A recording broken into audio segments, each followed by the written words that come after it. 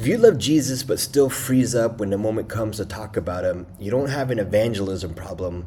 You have you're just missing the first question to ask problem. Give me the next few minutes and I'll show you the simple question that helps ordinary Christians start real conversations about Jesus without being weird, pushy, or preachy. We call it the miracle question, and it's one of the simplest tools that you can use when you want to start conversations about Jesus.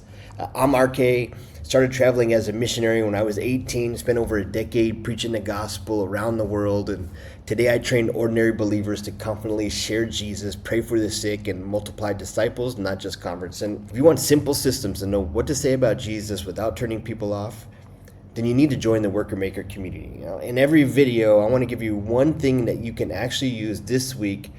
Not more theory, not more guilt, just something practical you can put into motion. A lot of believers generally want to share Jesus, but when the opportunity shows up, they freeze. Not because they don't care, not because they don't believe, but because they don't know how to begin the conversation naturally. So most people either they wait for the perfect moment, or they hope the other person brings up faith first, or they just avoid the conversation completely because they're afraid they'll say the wrong thing and turn people away. Because if your plan is to be bold someday, you're going to keep hesitating. So confidence comes from having a simple first question to start the conversation. So here's the framework. It's just ask the miracle question. If God could do a miracle in your life, what would it be? The question, it's simple, it's powerful, and it gives you an opportunity to start a conversation about Jesus without being forceful or pushy. And first, it tells you what the person, actually needs in their life. And then when God answers the prayer, it gives you an opportunity to tell people about how good God is.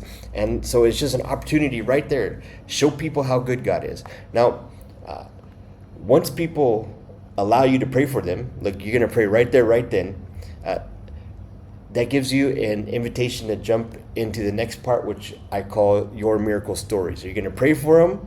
Once you know the miracle they need, after you finish, just write in and say, hey, let me tell you about one of the coolest miracles I've seen. There's a time in my life when, and you go into what we call your miracle story or your two-phrase two. I once started a conversation with a question like this in front of a store. After 45 minutes talking with a guy in front of the store, he left being set free of decades of bondage to the spirit of fear that he had. He was healed of his back pain. He had back surgery. He had discs fused in his back. He walked away free. And that day he encountered the love of God right in front of the store. All from a question that's like this. Now, this is what makes the miracle question framework so helpful. It gives you an immediate way to just begin the conversation without feeling awkward. And listen, this is how you go from someone who goes from I freeze up to I finally know what to say. It's a simple question that you can use anytime and gives you an opportunity to pray for people and talk to them about how good God is. Now, if you struggle with your faith because you're afraid you'll say the wrong thing, you need to join the Worker Maker community because you'll discover more simple strategies just like this one. All right, click below and join the community.